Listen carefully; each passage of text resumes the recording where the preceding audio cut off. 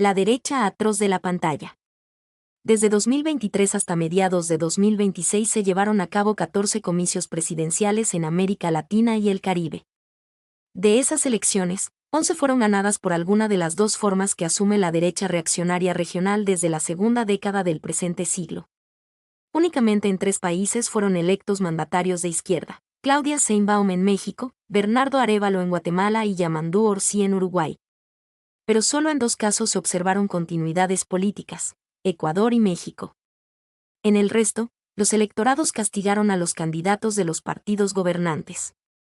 El voto castigo se impuso, en la última década, como una costumbre en los procesos electorales latinoamericanos y caribeños.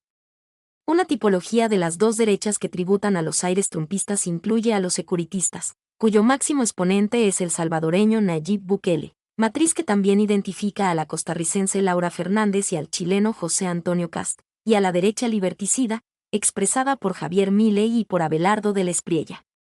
El primero define a su enemigo como el criminal y utiliza el aparato estatal para concentrar poder a cambio de garantizar seguridad física. En el caso del mandatario argentino, el enemigo declarado es el Estado y la casta política que lo representa. El resto de los presidentes de derecha fluctúa en el rango existente entre estos dos modelos, según la conveniencia del momento y las órdenes recibidas del Departamento de Estado. Las causas estructurales de la elección de candidatos securitistas y liberticidas no se vinculan con una supuesta derechización cultural de la sociedad. Se ligan, más bien, a un castigo electoral conectado con la incapacidad de transformar las estructuras productivas de sus respectivas economías, que terminaron siendo vulnerables a las caídas de los precios internacionales de las materias primas y a la presión de los mercados financieros internacionales.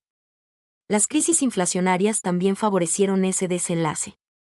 Los gobiernos progresistas no lograron diversificar la matriz productiva, no quebraron la inercia especulativa, no desafiaron a organismos multilaterales como el FMI ni se animaron a acumular poder mediante la movilización de los trabajadores en las calles. Otro de los factores estructurales que contribuyeron al debilitamiento fue, sin duda, el malestar causado por la pandemia, que derivó en una culpabilización genérica de los actores políticos de la etapa, mayoritariamente articulados en lo que se llamó la segunda ola progresista. Otra de las razones estructurales del avance reaccionario puede atribuirse a la crisis interna de los partidos del arco emancipatorio, que dilapidaron credibilidad por falta de unidad interna y por asumir perfiles identificables con gerentes educados de las crisis, defensores del consenso y el diálogo y, al mismo tiempo, garantes de la inmutabilidad del sistema. El abandono del perfil desobediente y su sustitución por una docilidad burocrática dejaron sin aliento transformador a quienes son los únicos tractores del cambio: los trabajadores movilizados, el único actor que los sectores dominantes temen y respetan. La inseguridad, el crimen organizado ligado a las pandillas y el narcotráfico aparecen como otras causas estructurales. La destrucción del estado de bienestar, la informalidad creciente producto de la desindustrialización, el abandono de los sectores más vulnerables y la legitimación de la violencia como solución a los conflictos contribuyen a esta realidad brutal. La pérdida de la cultura del trabajo, la connivencia de los organismos de seguridad con grupos delincuenciales y el negocio del narcotráfico, que abulta las cuentas de las guaridas fiscales, hacen el resto. Los discursos reaccionarios se llenan la boca de balas. Y en ese territorio son comunicativamente exitosos porque quienes más sufren la violencia son, justamente, los trabajadores.